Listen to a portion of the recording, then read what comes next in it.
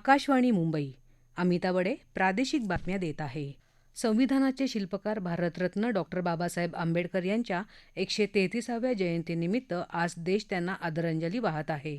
राष्ट्रपती द्रौपदी मुर्मू, उपराष्ट्रपती जगदीप धनखड आणि प्रधानमंत्री नरेंद्र मोदी यांनी आज संसद भवन परिसरातल्या डॉ. बाबासाहेब आंबेडकर यांच्या पुतळ्याला पुष्पहार अर्पण करून अभिवादन केलं.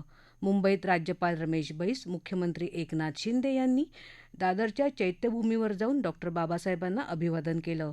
यावेळी हेलिकॉप्टरमधून चैत्यभूमीवर पुष्पवृष्टी करण्यात आली. चैत्यभूमी परिसरात दर्शनासाठी अनुयायांच्या रांगा लागल्या आहेत.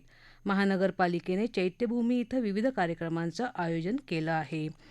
डॉ. बाबासाहेब आंबेडकर यांच्या जयंतीनिमित्त नागपुरात दीक्षाभूमी इथं केंद्रीय मंत्री नितीन गडकरी यांनी बाबासाहेबांच्या अस्थिकलशाचं दर्शन घेत त्यांना आदरांजली वाहिली. यावेळी त्यांच्याबरोबर भाजप प्रदेशाध्यक्ष चंद्रशेखर बावनकुळे, सुलेखा कुंभारे होत्या. उपमुख्यमंत्री देवेंद्र फडणवीस यांनीही दीक्षाभूमीला भेट देऊन त्यांना अभिवादन केलं. बाबासाहेबांनी कायमच स्वातंत्र्य, समता आणि बंधुता या मूल्यांचा पुरस्कार केला. ते समाज सुधारणेचे अग्रणी होते, अशा शब्दात त्यांनी आदरांजली वाहिली. उपमुख्यमंत्री अजित पवार यांनी पुणे जिल्हाधिकारी कार्यालयाच्या शेजारी असलेल्या डॉ. बाबासाहेब आंबेडकर यांच्या पुतळ्याला पुष्पहार अर्पण करून अभिवादन केलं. बाबासाहेबांनी समाजानं दूर सारलेल्या घटकांना सन्मानाची वागणूक देत त्यांच्यात स्वाभिमान जागृत केला, असं पवार यांनी आपल्या संदेशात म्हटलं आहे. राज्यात सर्वत्र आंबेडकर जयंती साजरी केली जात आहे. विविध सरकारी, निमसरकारी कार्यालयं, विविध सामाजिक आणि शैक्षणिक संस्थांमध्ये बाबासाहेबांना आदरांजली वाहण्यात आली. नाशिक इथं रात्री 12 वाजता शालिमार आणि नाशिक रोड इथल्या डॉ. बाबासाहेब आंबेडकर यांच्या पुतळ्याला पुष्पहार अर्पण करून आदरांजली वाहण्यात आली. CBS इथं लंडन हाऊसची प्रतिकृती साकारली आहे. नांदेडच्या स्वामी रामानंद तीर्थ मराठवाडा विद्यापीठातही आंबेडकर जयंती साजरी झाली. भारतीय बौद्ध महासभा आणि समता सैनिक दलातर्फे बाबासाहेबांना मानवंदना देण्यात आली. सोलापूर शहरातल्या आंबेडकर चौकात विविध राजकीय पक्ष, सामाजिक संस्थांनी बाबासाहेबांना आदरांजली वाहिली. अकोल्यात अशोक वाटिका इथं बाबासाहेबांच्या पुतळ्याला प्रकाश आंबेडकर यांनी पुष्पहार वाहून अभिवादन केलं. परभणी, धाराशिव, रत्नागिरी इथं त्या जिल्ह्याच्या जिल्हाधिकाऱ्यांनी बाबासाहेबांच्या पूर्णाकृती पुतळ्याला पुष्पहार अर्पण करून अभिवादन केलं.